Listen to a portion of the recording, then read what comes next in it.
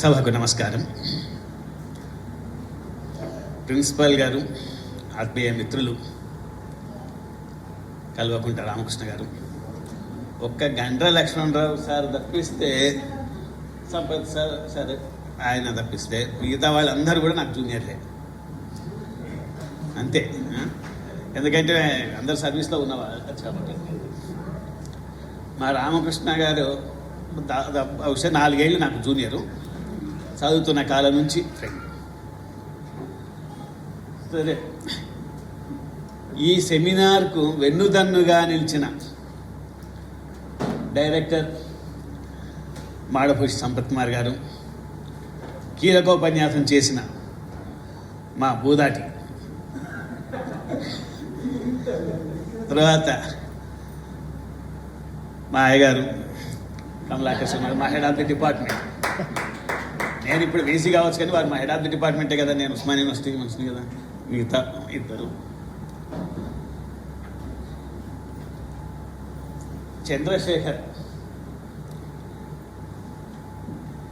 నేను వచ్చినప్పటి నుంచి నన్ను జాగ్రత్తగా గమనిస్తూ నాకెంతో ఆప్యాయంగా అన్నం వడ్డించి, తర్వాత నేను ముఖం గడుక్కున్నాక, అరే ముఖం గడుక్కున్నా నా గుట్టు పోయింది కదా, ఎంత చేయాలి అని తీసుకొచ్చిన తల్లి మన కామర్స్ నర్మద కదమ్మ, పేరు తప్ప చెప్పానా, ఆ తల్లికి నమస్కారం.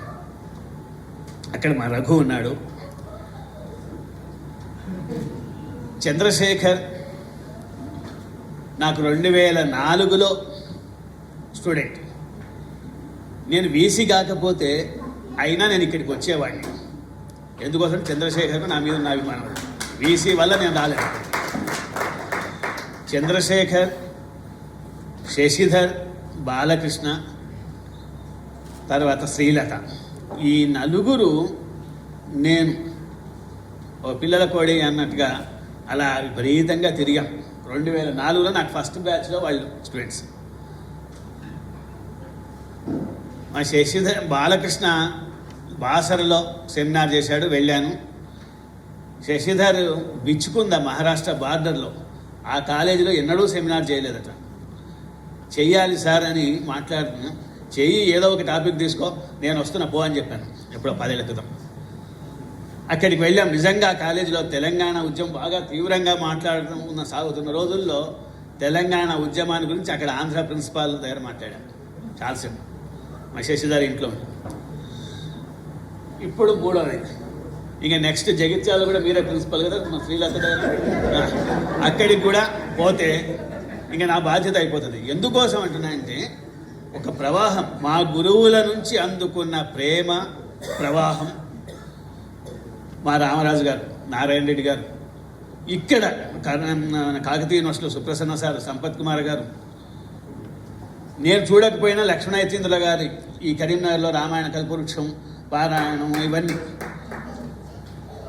అవన్నీ ఒక ప్రవాహంగా, అవిచ్ఛిన్న సంప్రదాయంగా నాకు వచ్చాయి.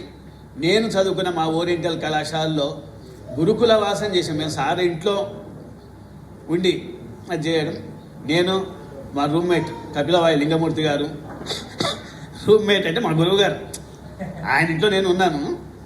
మేము, ఆయన మొన్న 90 ఏళ్ళకి ఆయన చనిపోయారు, అది వేరే విషయం. మా గురువు గారు కలిసి వంట చేసుకొని ఒకటే గిన్నెలో పప్పు, మధ్యాహ్నం పప్పు వండి రాత్రి సాయంత్రము టీ చేసుకునేవాళ్ళం. కారం కారం అది ఉండేది, ఇద్దరం తాగిగే కాలేజీకి పోయేవాళ్ళం. ఇలా ఒక తమాషం. అంటే అలాంటి ఒక ప్రేమ ప్రవాహం నా తరువాతి తరంకి అందింది. అందుకే వాళ్లకు అంటే చాలా ఇష్టం. మేము ఫోన్లలో గంటల సేపు మాట్లాడుకుంటాం. నిన్న ఇది కార్డు చూసిన వెంబడే, ఏంది ఈ జాతర, నేను రాకపోతే నష్టం లేదు అని. ఆయన ఏదో పూలు పెట్టాడు. ఇప్పుడు ఈ భాష ఏదో కొత్త ఈ మెసేజ్ భాష నాకు తెలియదు. ఏంది సార్ అది? పొద్దున్నే బయలుదేరిందా సార్ అని. నేను పొద్దున్న 6:30కి బయలుదేరి, ఆయన 9:30కి ఫోన్ చేశాను. నిన్ను చూడక నేను ఉండలేదు అని పేరు పెట్టాను ఆయనకు. ముఖ్య అతిథి 3 నిమిషాలు అని మా గురువు గారు నారాయణ రెడ్డి గారు చెప్పారు. ఇప్పటికే ఇంకా నేను కూడా ఉపన్యాసం ఇవ్వడం మొదలైతే 6 వేసుకోబోయి 7 వేసుకుంటాము. ఇప్పుడు 6 అవుతుంది, ఇంకా 2 నిమిషాలు అయితే 6 అవుతుంది.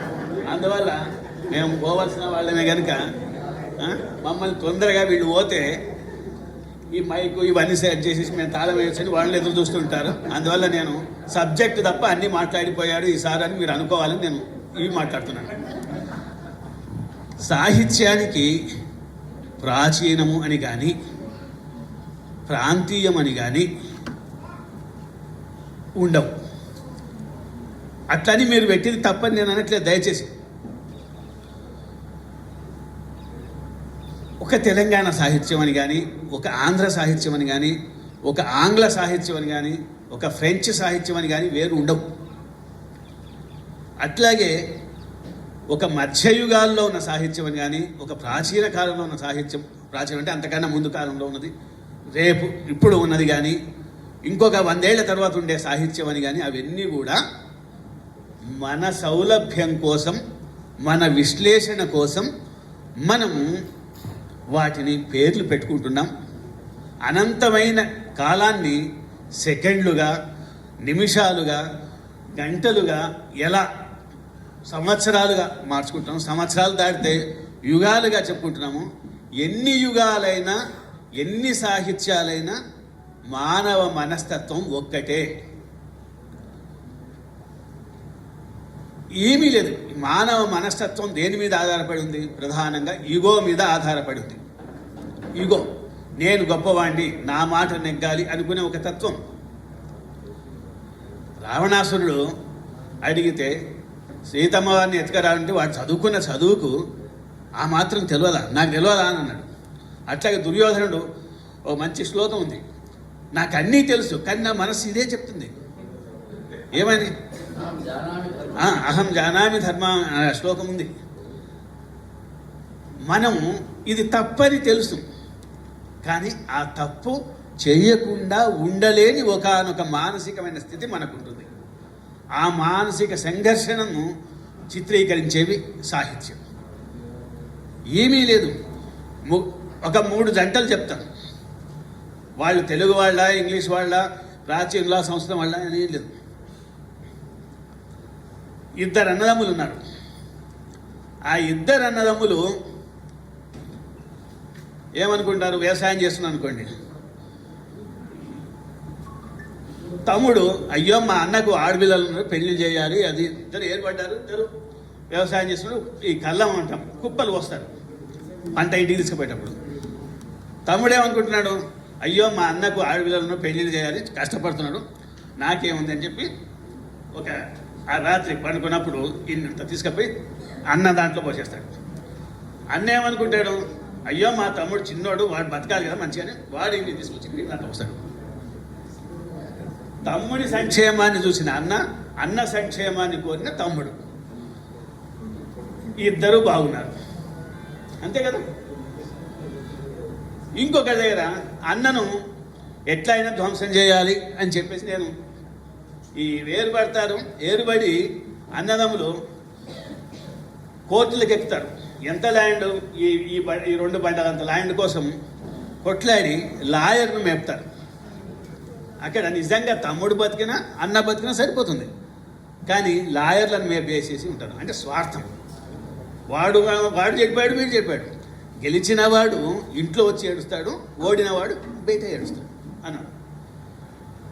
ఇంకొకళ్ళు మరీ స్వార్థపరులు. ఇంకొకళ్ళు కొంతమంది బుద్ధిమంతుడు, అయ్యా మా అన్న దుర్మార్గుడు, నాకు సంబంధం లేదు, నేను సొంతంగా నేను నా బతికేదో నేను బతుకున్నాను, నా తెరువు రావద్దు అని చెప్తారు. ప్రపంచంలో ఈ 3 జంటలకు మించి ఇంకో 4వ జంట ఉండడానికి వీల్లేదు. ఇంతే. వాళ్ళు ఇప్పుడు మీరు క్లాసికల్ తీసుకొస్తే రాముడు భరతుడు ఒక జంట, రాముడు భరతుడు ఇద్దరు ఒక జంట, లక్ష్మణుడు పక్కన ఛాయ. రాముడు భరతుడు ఏం చేశారు? రాజ్యం నీదంటే నీది అనుకున్నారు. దాంతో ఏమైపోయారు? మంచిగా ఉన్నారు. వాలి సుగ్రీవులు నీ లాభం నా లాభం అని కోరుకున్నారు, అందులో ఒకళ్ళు పోయారు. విభీషణుడు రావణుడు ఏమనుకున్నారు? మా అన్న దుర్మార్గుడు, మా అన్న లేనిపోయిన అప్పులని చేస్తున్నాడు, తెచ్చింది మా ఇంటి మీద తెస్తుంది, నేను ఏర్పడుతున్నా, నాకు సంబంధం లేదు అని నోటీస్ ఇచ్చాడు. ఈ ముగ్గురే కదా మన ఇళ్లలో ఉన్నది. ఇంతే సాహిత్యం అంటే ఇది. అట్లాగే రకరకాల అసూయలు. పరీక్ష నాడు పరీక్ష పోస్ట్ పోన్ అయిందని చెప్పి టెలిగ్రామ్లు ఇచ్చి పరీక్ష రాయనీయకుండా చేసే దుర్మార్గులు ఉన్నారు కదా. ఎక్కడ ఫస్ట్ ర్యాంక్ వస్తుందో అని చెప్పేసి